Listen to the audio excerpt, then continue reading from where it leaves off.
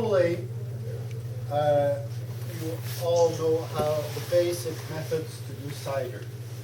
If you're here, it's because you want to go a little further and you want to go and try this mysterious thing that you heard about that's being done in Quebec, and it's called Ice Cider.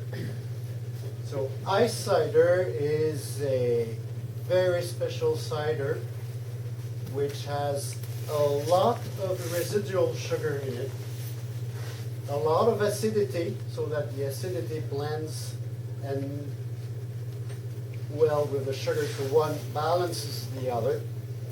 And there are a few special techniques to be able to produce this. Actually, there are two main differences, and we will mostly talk about those differences in comparison to a standard cider making. So I'll have a little bit of history, some definitions of what ice cider is, and then we'll go on to a more in-depth way of making it. But first,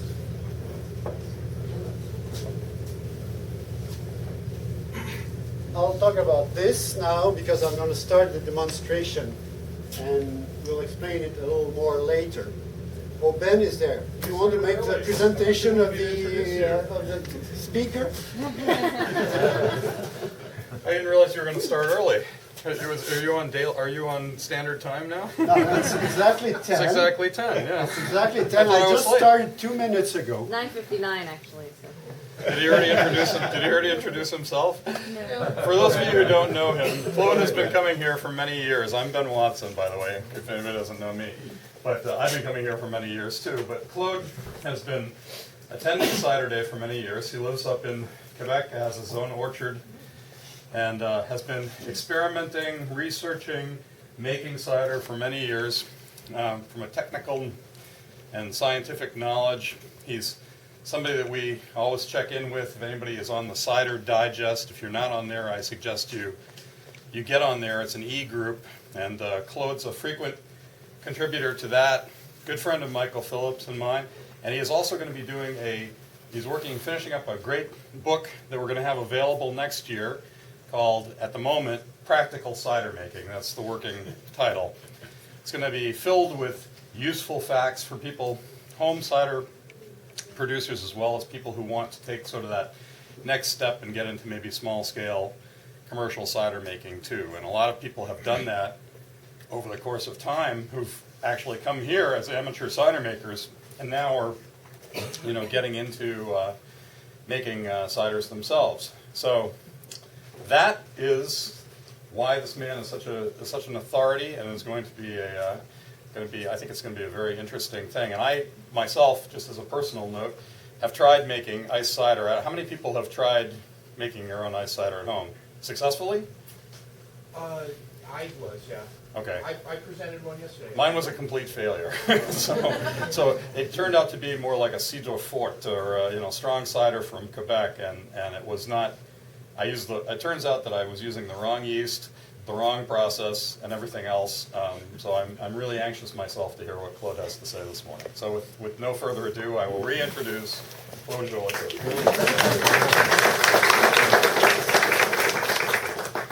And by the way, Ben is the editor of the book that I'm writing, and the publisher will be Chelsea Green, for which Ben works as an editor. Will there be a follow-up about impractical cider making afterwards? You'd like me to stay here all day? No, there's somebody else who wants the place after me. Oh, yeah. They're doing things. Okay, so the first important thing, and the major difference between an ice cider and a regular cider is that you want to concentrate your apple juice by freeze concentration. And for this, there are two different approaches. One which we call cryo extraction. So there are many ways to do the cryo extraction. But the way I do it is that I freeze the apples, and it's not really done yet. Usually you have, this one is coming. It has to soften a little bit. So I can indent it with my thumb like this. So if it's solid like a rock, it won't press. If it's completely melt or thawed, it will give you a good juice. I do that regularly, but it'll give you a standard SG for your juice. You've got to take it in an in-between point. So when I take a basket out of frozen apples, I like to wait 3 hours about. So they soften a bit, and then I can press them. So I took them out, and those naturally are frozen in a freezer. Ideally, you'd like to freeze them in natural cold. I'll leave my apples from the harvest, which is in mid-October, and I leave them in the cases in an unheated shed, so they're just protected from the animals. So they slowly ripen all along October and November, and then they freeze and thaw and freeze and thaw as the weather goes in December, and you have to wait until they have deep frozen at least. So you need to have had some like -10 Fahrenheit for at least a couple of days, because they have to have deep frozen all the way to the core, because this will change the structure of your apple, the structure of your pectins in there. And if you just give them a slight freeze, it won't work. And then by January, usually end of December, beginning of January in Quebec, I can press them and ferment them through the winter. So pressing them, and that's, I don't know if somebody else does it like I do. Most of the cider makers that do ice cider in Quebec grind the apple. I don't. And I found that they will perfectly press, just put them complete like that in the press. And they'll take a long time to press. That's why I wanted to start this now, because at the end of the hour we're going to have a little bit of concentrated juice. But ideally you'd leave them a good 2 hours under the press. So at the end of the presentation we'll have a bit of this juice that we can taste. But maybe there won't be enough for everybody. I don't know yet.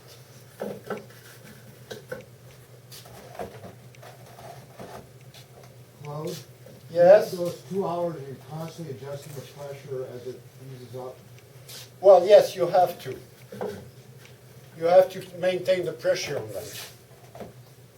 That's great. Alan just gave exactly the right quantity of apples. So that's a little press that I built, very simple press, that I built to make demonstrations like this.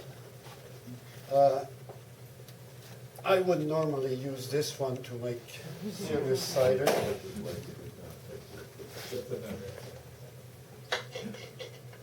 But it's a cute little thing. Yeah. Does the ambient temperature where you're pressing make a difference? I mean, is it better pressing where it's warm or cold, or? Well, my press is usually inside because it's in January, so I don't really like to. I think I'll have to remove a few.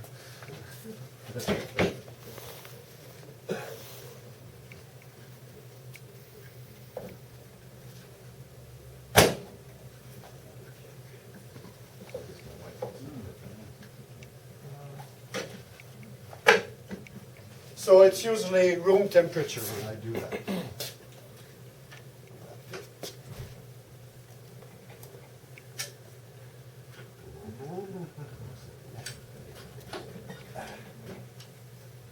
Okay.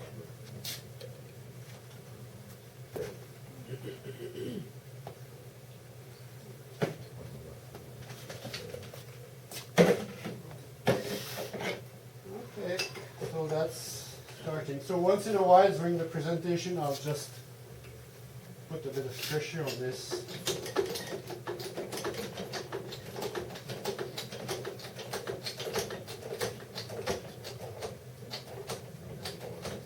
And it won't flow right away. You press on them, let it rest a little bit, and it'll eventually come out. The second way of doing it is with juice. So this is juice that has been frozen, and the idea is to have simultaneously some unfrozen juice and some ice simultaneously. So when you have in the same medium ice and liquid, the liquid will always have more sugar than the ice. And eventually, you drain this, so you simply drain it right, buckets like this. Leave the lid on, or just slightly open like this. Just pour it like that. So the lid will prevent the ice from falling down, and the juice will slowly drain. And you'll do that with larger buckets than this. But eventually you monitor the SG of what's coming down here, and when you got the correct concentration that you want, you can stop, or you can make another round of freezing to concentrate it more. Claude, is there a temperature at which the ice will stay frozen and the juice will thaw? There's a range of temperature. Yeah. Okay, the first juice that will flow will be more concentrated, and the more you go, the more diluted it is. So that's why you can stop at a certain point, and then you drain the rest, and the rest of it you refreeze it Right. and make another cycle with it. But is there a temperature, if I have my juice in the freezer and, take it down It to has to zero. go deep freeze Right, temperature. Right, but then if I bring it up to, is it like, 22 degrees, 25 degrees? At which temperature it will start to, yes, there is a temperature at which maybe you'll have to test it yourself. Okay. But when you freeze some juice, Yeah. we always notice that, I've always said that to my children, never drink the juice before it's fully thawed. Why? Because if you drink it while there's still some ice in it, you get all the sugar, and after that, the juice is no good anymore. Oh, yeah. So I always had a hard time with my children. You've got to wait until it's. Yeah. They don't want Otherwise it tastes like a product, Okay. So now that this is started, we'll go to the bit of history of ice cider. So it is very new. Well, freeze concentration is an old principle that has been done for a long time. They've done it in the United States with Applejack, which is a form of ice cider if you don't overdo it. Some people did overdo it, and there are stories about it, but there is a way to do it where you can have an interesting drink, and it's on the principle. The difference with Applejack is that you will freeze the finished cider. Ideally, when there is still some residual sugar in it, you will concentrate the alcohol and the residual sugar with the Applejack. If you do it gently, it can be a very nice drink. And there's been, with the wine in Germany, they've been doing that for a long time, 100 years at least. Ice wine in Canada is a more recent thing, but it's been done since the 1980s, I guess. They started making it in Canada. And the ice cider is relatively new. Actually, the first ice cider that was sold with this name was in 1999.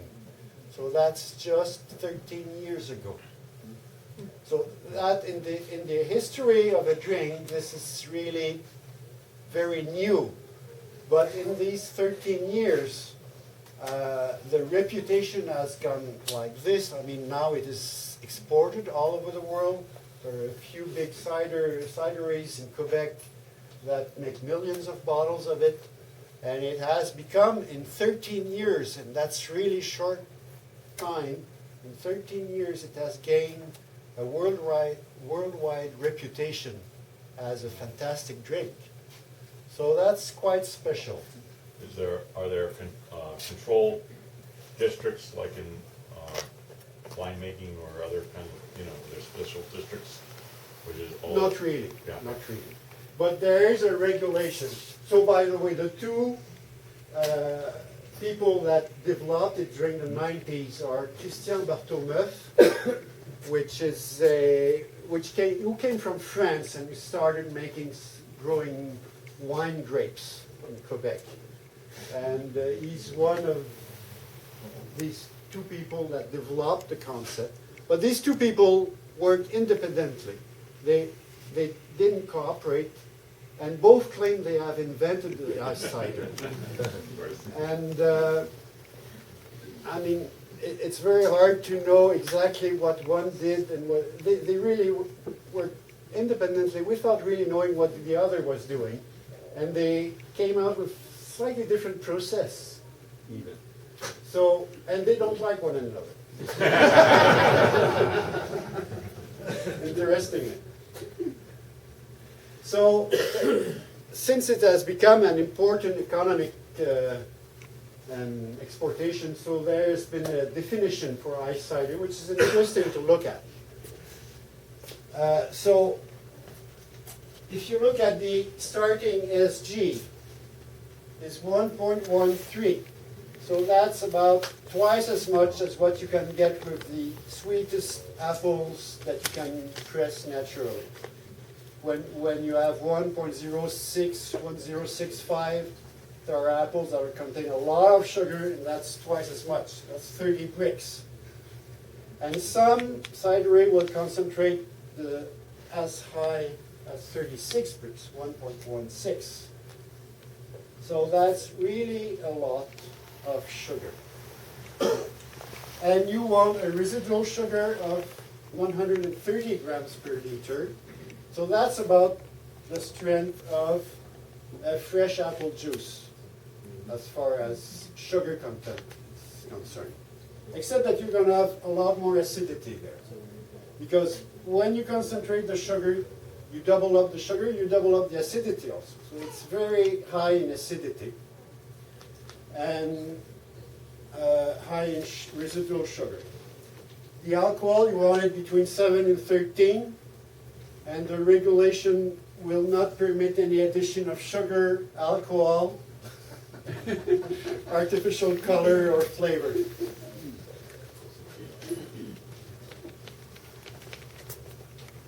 So you can't call that ice cider. In Quebec.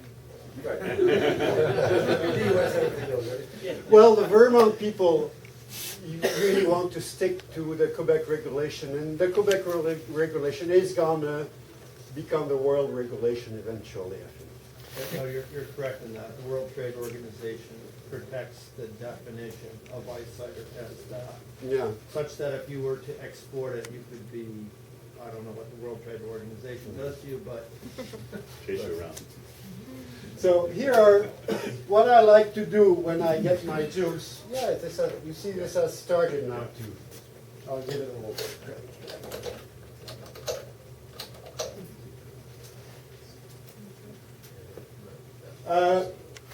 If you do it for yourself, you don't have to. You don't need to conform to respect the Quebec regulation. So you can concentrate to a number like this one, and it can be a perfectly acceptable ice cider for yourself. This is the minimum from the regulation, and you can go higher also if you wish. Now, I like this table because you can put up your targets. What do you want to do with this juice once you've concentrated? You want to maximize the residual sugar, or do you want to maximize the alcohol? You can do either. And if you maximize the alcohol, you can make something like 13% alcohol here with good residual sugar. But if you start with not as concentrated one, well, you can make something with 8.5 alcohol with still a good residual sugar, or lower alcohol and more residual sugar. So you have to plan your things a little bit. It might not mean you get that, but it's a good idea to be able to plan it that way. Increasing the sugar to roughly sort of twice of what a normal juice is, does that imply that you also have about half the volume? You're taking out about half the liquid? You'll get less than half the volume. When you freeze concentrated, you're taking out more than half of the liquid? Yes. You are. Yes, because your process does not have a very good yield in rendement in sugar. So because you're going to lose some sugar with what you lose. Okay. There'll be some sugar remaining there. You cannot recuperate everything. Right. So if you double up the sugar, you need at least 3 times or 4 times the amount of juice. Okay.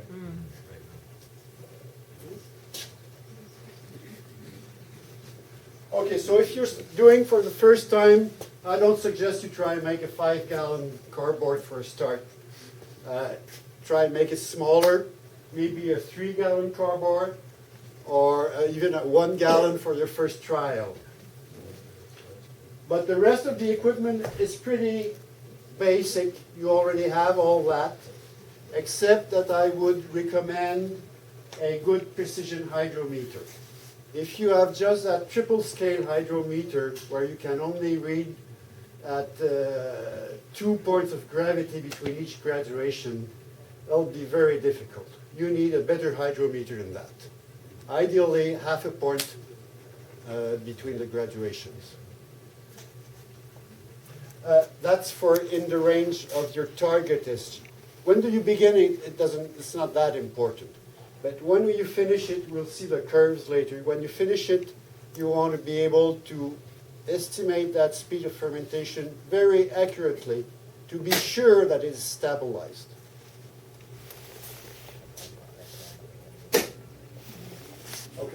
Okay, now we have a few pictures. No.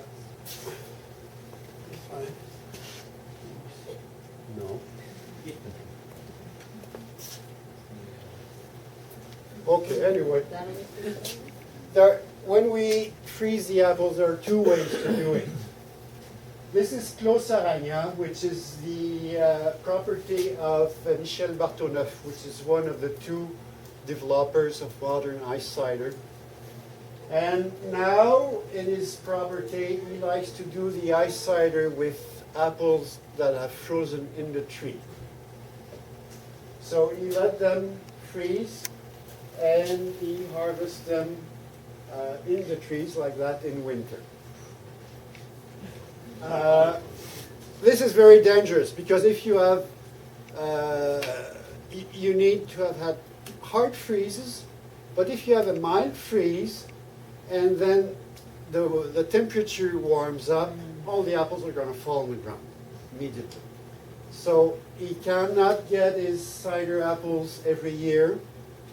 Some years they won't stay in the trees, some years they stay but not long enough, and it's very aléatoire in French, not reliable.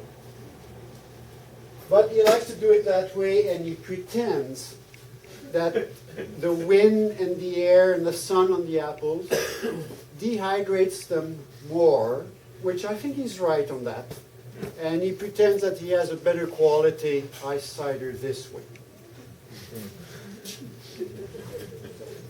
The other one, that's what I do really, is that I harvest my apples in October and I keep them outside so they can freeze. They freeze slowly during late fall and beginning of winter, And when they have frozen sufficiently, I can start my ice cider. So this is a Saint-Nicolas, which is the cidery of Pierre Lafont, the other inventor of ice cider. So he does it that way. We don't see that. We could see the ice and the apples inside the bins there. This is how they do it at Eden Ice Cider in Vermont. So they have all those cardboards that they freeze outside, and they put them on racks. So that's exactly the same principle that I'm doing here. And the juice, there's sort of a funnel under each of the cardboards and a little pipe, and the concentrated juice will come into those cardboards there. Those are glass carboys? Plastic? I would say plastic. Yeah. I wouldn't trust glass for that. And they do it from IBCs also, intermediate bulk container. Do they do freeze-thaw cycles there too? I'm not too sure what they do. I think they leave them outside, so it has to. It has to. But some people do it in England, but in England they do it in big freezers. So it just becomes a big block of ice, and then you thaw it, and you get your concentrated juice. So the question is whether or not freeze-thaw changes the structure to concentrate the sugar. Well, I think that even in a juice, if it has cycles, you get more separation. And the more cycles you have, the sugars goes a little more there, and the pure water a little more there. And then when you drain it, you'll get a more concentrated juice. I think so. Less dirty snow. On the other hand, the regulation, if you do it just from the juice, the Quebec regulation will say, oh, it has to be natural juice, natural cold. But this, I mean, it's sealed. It won't see anyway, it won't see the sun or the wind or all the atmospheric effect. So if you've got a big IVC like this, whether it's outside or in a big freezer, what difference is going to make? So Claude, would it make sense if you're gonna do it in the freezer, to cycle the freezer, freeze-thaw? Well, you could take it out in a few days and bring back in. Yeah. Why not? How about pectic enzymes? If you do it with just juice, you should do an enzyme clarification before doing it. Okay. Get it started beforehand. I think I'll tell that Okay, later. good. That's the way I do it. Personally, so this is a bushel of my apples there, and I'm showing you the indentation I do with my thumb there. So when I can indent the apple with a thumb, it's softened enough so I can press it.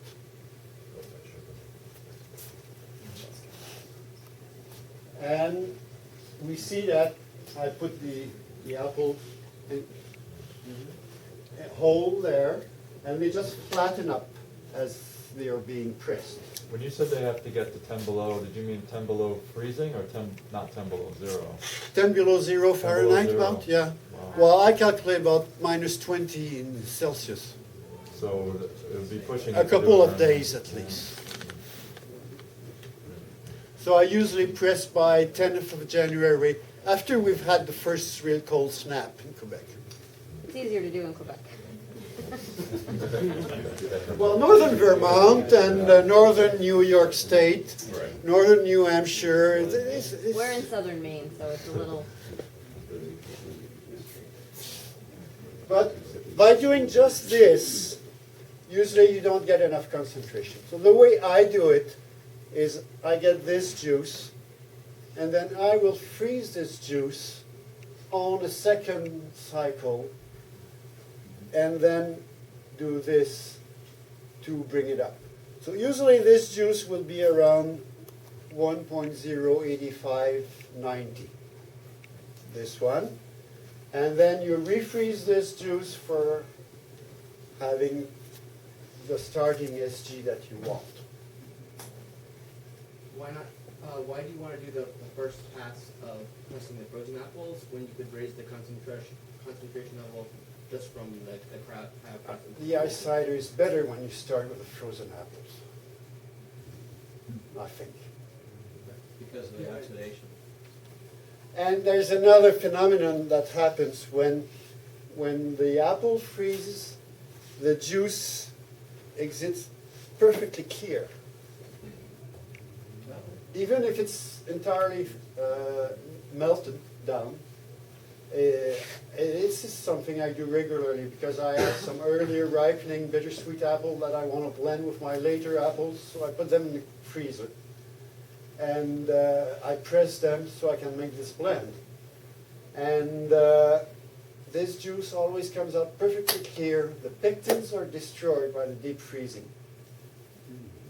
And the ice cider will clear much better if you do this, unless you've done the pectic treatment on the juice. But if you don't do the pectic treatment and you just do this, you'll have a hard time clearing your ice cider. So if you add the pectic enzyme, you can get a similar.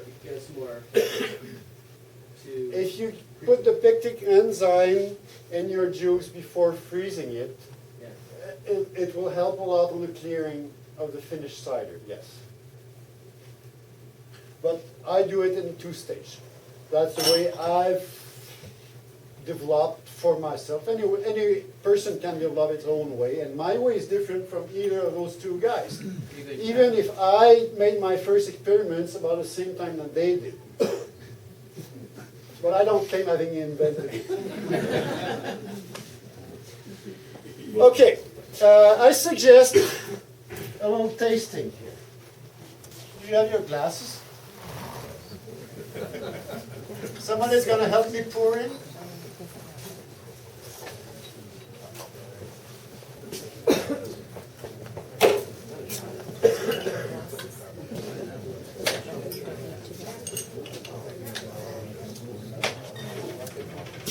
Glass?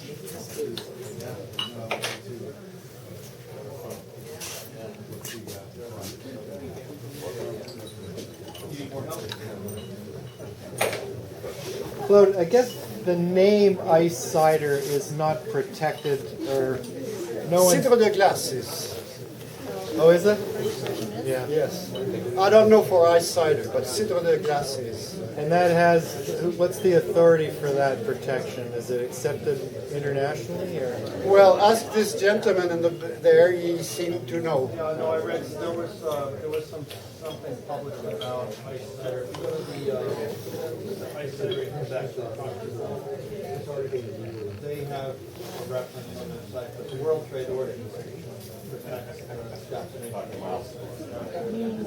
Meaning that if you made it via some means other than a natural tool, and you put it in bottles and you put it on the store shelves, then you would find, an army of lawyers showing up. Yeah. As long as it's government, that's all, What proof would you say this is, or what percentage? We'll see that. So do you think that it's primarily affected by enzymes that are broken down, not the flesh of the apple?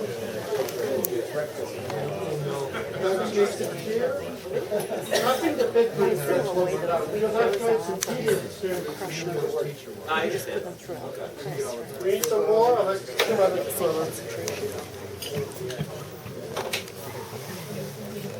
But what are some of the largest export markets right now? Where is this finding the greatest popularity? You mean? Yeah, they sell a lot to Asia, yes. Is that right? To what, Japan, China, Japan, like Japanese people that love it. is that right? Probably Germany too? Is it Possibly, popular drink there? But Indians would love it too. Oh, yeah. Did everybody have some?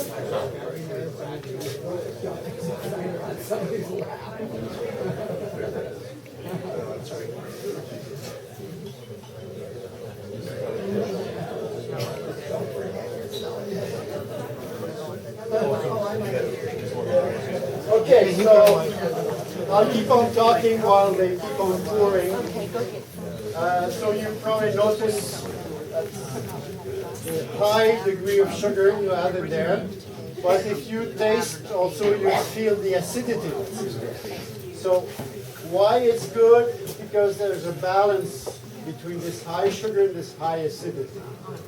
And it makes it very special.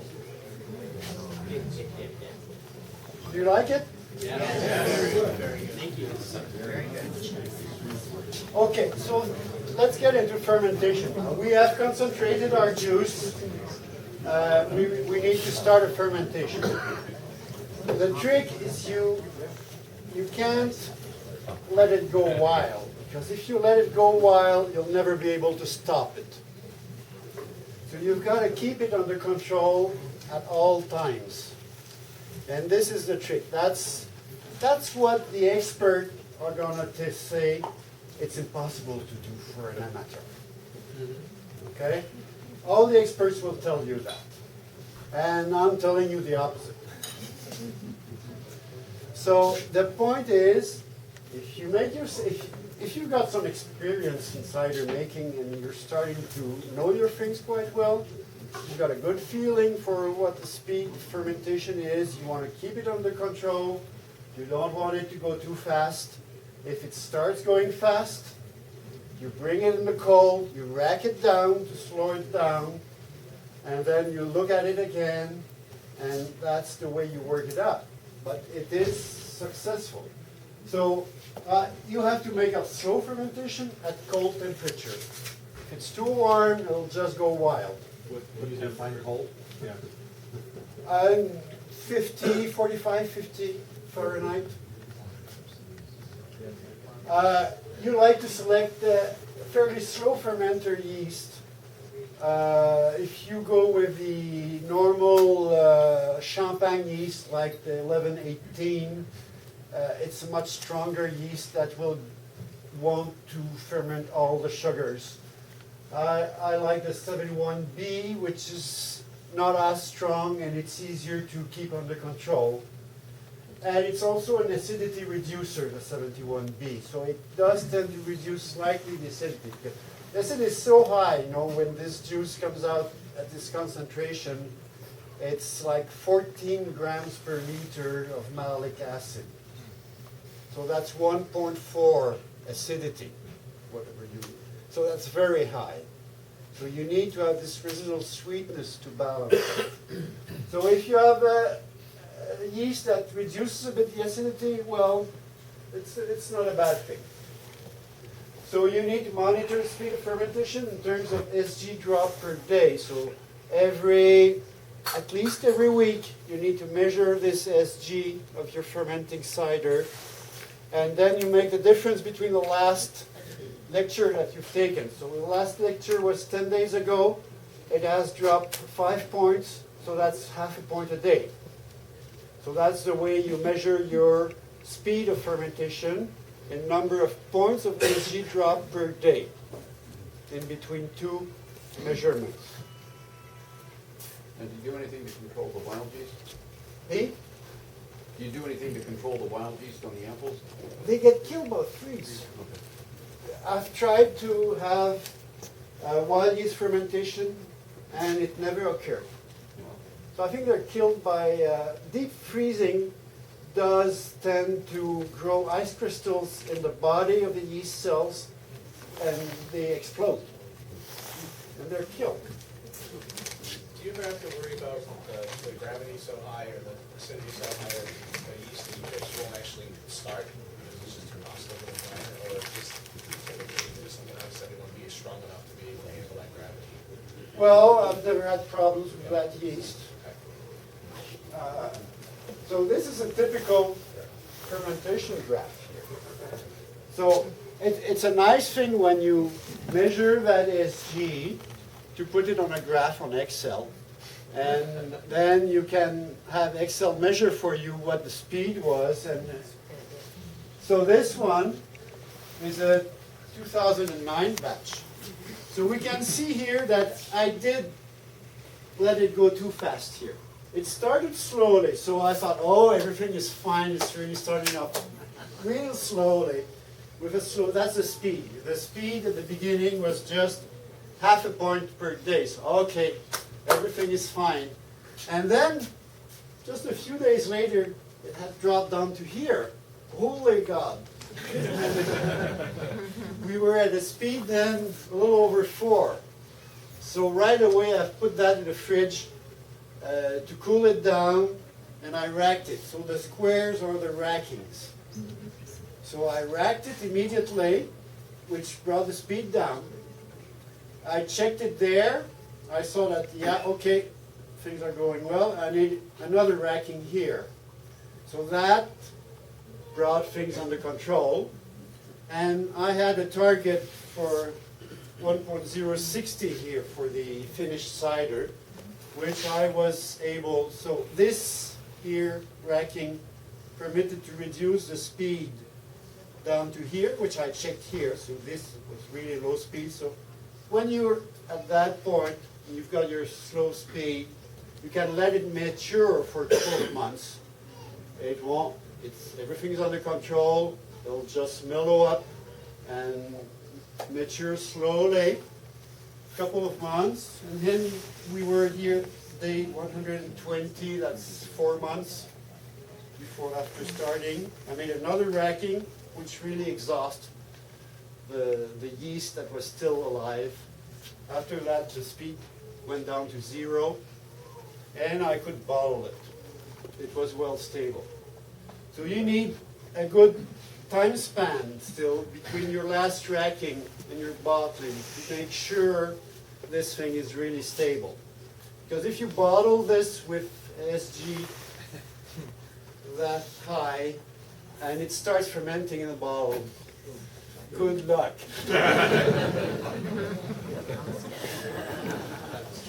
So Claude, are you saying 7.1B really it's exhausted at that SG? It won't ferment above that alcohol level? Well, I still have some of the 2009 and it's still there. And you haven't mentioned sulfiting. I don't.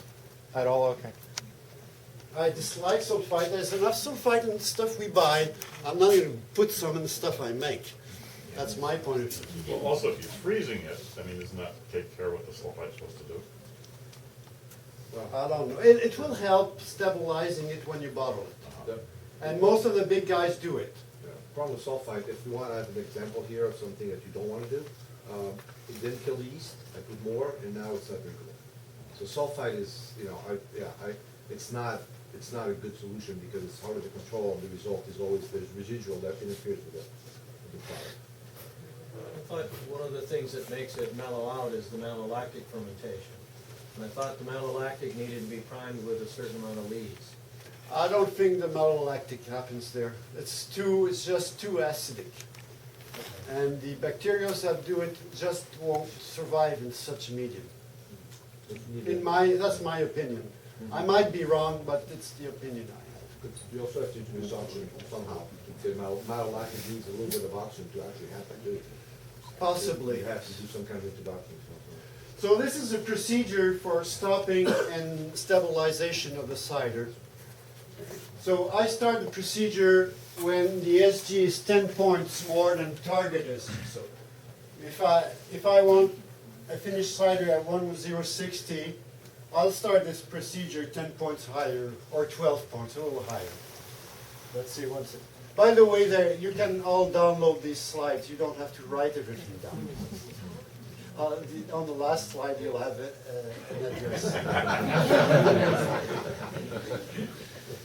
So this procedure, you first bring the cider in a cold location.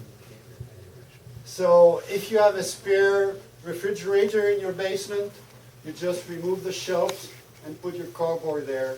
That's a nice solution. If it's cold enough outside, you can bring it outside. Whatever, but you need some cold at that point to make sure that all the live yeast will go to the bottom so that your racking will be efficient. And you rack it once it has had time to cool down naturally. And then that's when you need to start to monitor the speed quite precisely. And you rack again 10, 15 days later, monitor speed always, and you may need between 3 and 5 rackings normally to exhaust the nutrients that are in the cider. Claude, you mentioned nutrients. Now, I understand you add nutrients to the yeast to get it going. Do you add any nutrient to the cider? Never add nutrients if you want to do an ice cider. Cool. The idea is you want to remove it all. Okay. Because you want the yeast to stop working while there's still some sugar. So if you've got some nutrients there, it won't stop working. Right.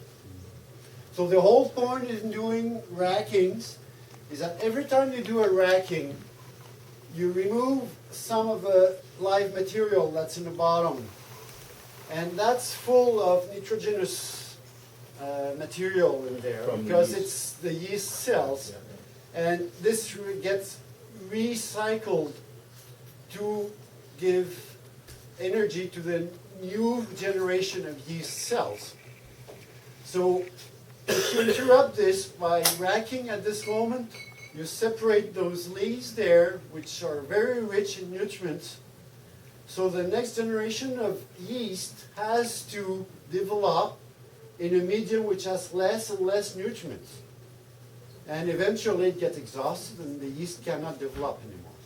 So that's the principle of the multiple racking for exhausting the yeast activity. I think you were first. When you're doing this whole process, a week or two between them, are you keeping it in that cold the whole time, or are you bringing it back to sort of normal? You don't have to leave it in the cold all the time. But ideally, you'll bring it back in the cold a few days before you do your racking to have the best efficiency from your racking. But you can leave it in the cold all the time also. I was going to ask you how you define cold. What's the temperature range? Well, it can be a freezing point or a little warmer. It won't freeze if it's freezing point because of the alcohol and sugar. But it can be a typical refrigerator temperature, which is in Fahrenheit would be about 38 or something like that. Would be fine.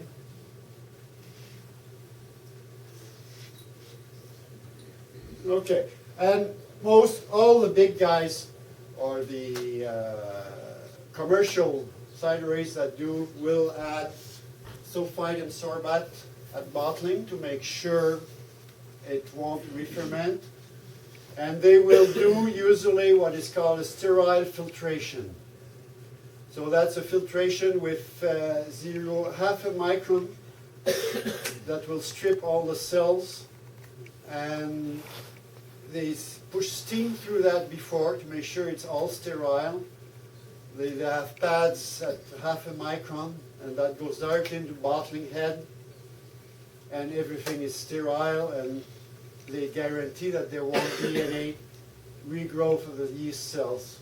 But I get exactly the same effect with the multiple racking system, and it works just as well, except that I don't have the chemicals.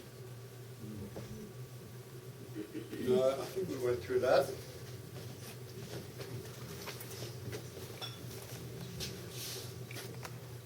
So that's the cider that we had. So the people in the back there, you didn't have it, any? You want to come and get some? Or they forgot.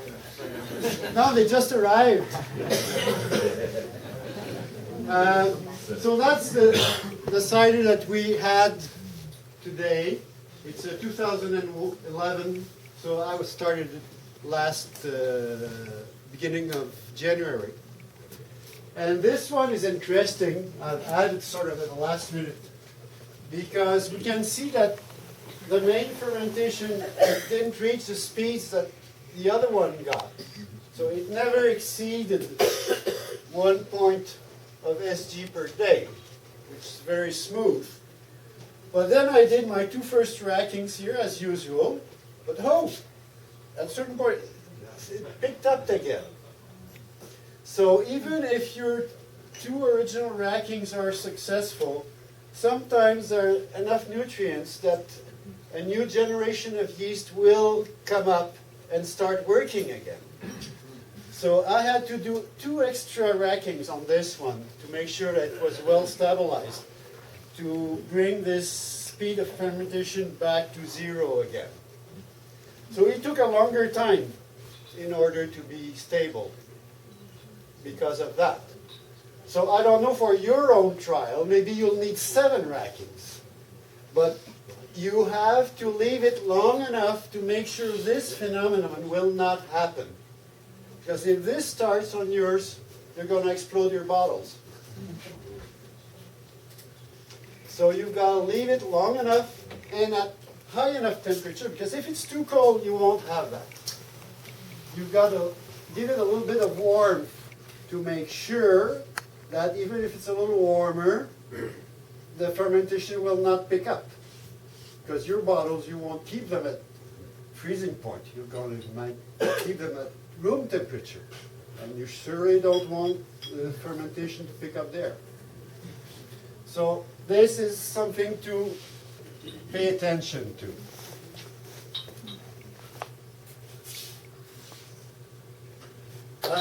And if you want, so as a concluding remarks, if you start with low nutrient apples to begin with, you'll have much better chances of success. So low nutrients apples are exactly the opposite of commercially grown apples, which are full of nitrogenous nutrients and nice big. So you're looking for wild apples, small apples, which are not properly fed and which will lack those nutrients, those same nitrogenous nutrients that the apple tree needs to be really in good health and vigorous. They'll also feed the yeast. It's the same. So if they're full of nitrogen there, they'll go in the tree, it'll go in the fruit, and will feed the yeast. So you want to avoid this. The late varieties generally have less nitrogen also, from my experience. And anyway, if you want to do an ice cider, you're not going to do it with early varieties. And they need to be fully ripe, because there is a transformation of the nitrogen during the ripening process. So if you do it like I do, you pick up your apples in October, and you leave them outside all the way through November and December, they will be fully ripe when they freeze. So that goes well. Cryo extraction, which is this principle here, I think gives better results. I've forgotten to tighten this.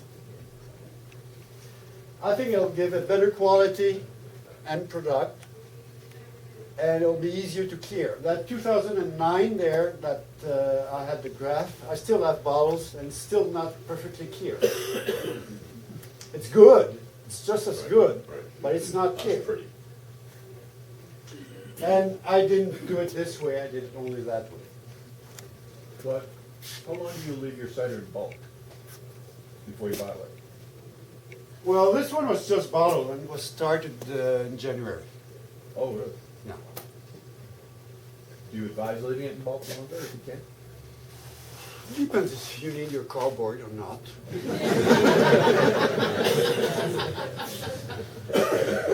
practical side of it. Later on, then we'll try We that. talked about initiating the fermentation, you're mentioning about pitching rate of the yeast cells. Do you monitor that closely, or would you use just a normal rate you would use? I'll use a reduced rate. Reduced rate? Oh yes, I'll put about a third of a pack. Yeah, I forgot to mention that. When I add the yeast, you mean? Right. Yeah, I'll add between a third and a half of the normal dosage of yeast. So you'll hydrate a pack of dry yeast like 71B. If I have a 5 gallon, I'll put a third or a half pack. Directly in. Well, I do a little, Hydration. Yeah. more than hydration. I do culture really. So I take about a pint of juice and warm it up and let the yeast grow there for about a day before putting it in. So I do a culture. I don't just rehydrate it. So, Claude, do you use, like yeast nutrients, like? Never. I mean, for no start, no Go Firm. Like Go Firm, which is, Never touch that. okay, good.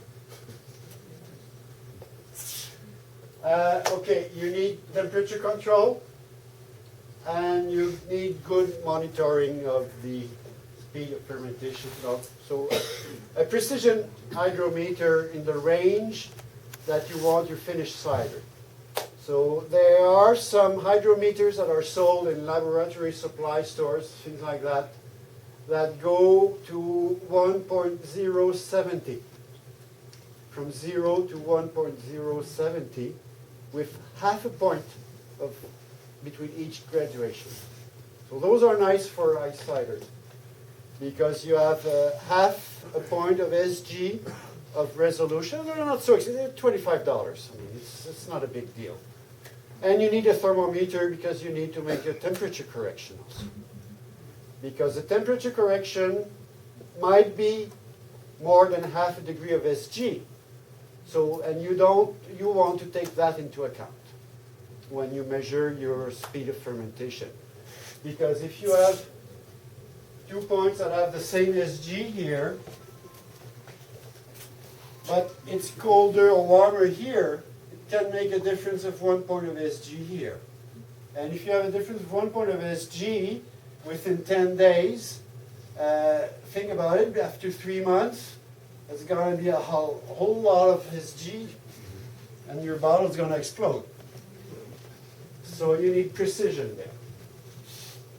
Okay, so you have the address if you want done with the slides. This is a little website that I've put up. And you can download also the guide that Eleanor Léger has made for Vermont, which is more oriented for if you want to make big quantities of it. So it's really a guide to make it from juice and not from the frozen apples. And but it's a good guide. It's a good guide, and if you're interested, it's really worth downloading it. Now, we'll just test those things. What have we got?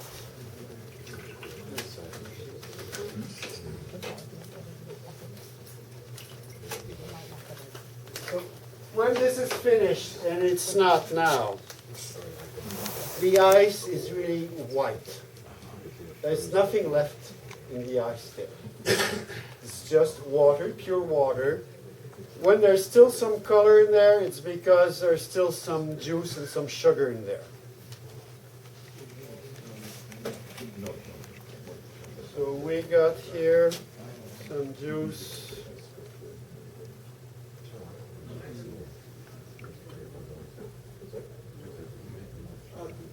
Yeah, so the leftover that is largely pure ice, have you ever measured that in a hydrometer?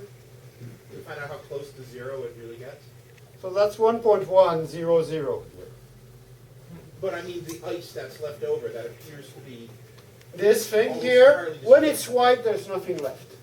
When it's like this, so what I would do now is I would take this apart. That's 1.100. And then I would drain the rest in another container. Check the SG. If it's worth it, this is around 1050. I'll refreeze this, make it another cycle. 1015, you said 50. If it's at the 11020, don't bother. it's not worth it. And this one, it's hard to see, but it's a nice pink color, completely clear, which is typical of apples that have been frozen. Maybe by pouring it here, you can see it. See, it's perfectly clear. And the SG here is 1.096 about. No, almost 100. Okay, you got about the same than the other. So not quite high enough. So I would take this, let it press for a good while, and then freeze this juice another cycle to get 1.130. Was the juice in your frozen container already pressed? No, that's juice. Straight juice. That's free juice that I actually took from apples that are low in sugar. Okay. Usually, when I do the real ice cider, I start with apples that are rich as possible. Right. Because it's easier. This last was 1.04. So I brought it up to 1.100 there. But if you start with an apple that's 1.065 SG, then it's much easier. Right. Do you find there's a big impact to aging? You mentioned you still had a 2009. If you compared that at some point to 2011, do you think there would be a difference that would be attributable to the extra 2 years? I don't know. I mean, they're different. And the difference comes from, it's not exactly the same apples, they haven't, things are different, all sorts of things are different. So what comes from the aging, it's hard to say. Have you cast any of it? Cast? Put it in barrels, small barrels? No. I'm not a barrel cider maker. Yeah. I think it's too much trouble. Okay. And Okay. That's the next session, by the way. Stick around. I think that's all. It's How about grinding frozen apples? Most of the big guys do that. And is there a disadvantage to clarity? I don't know. Honestly, I don't know.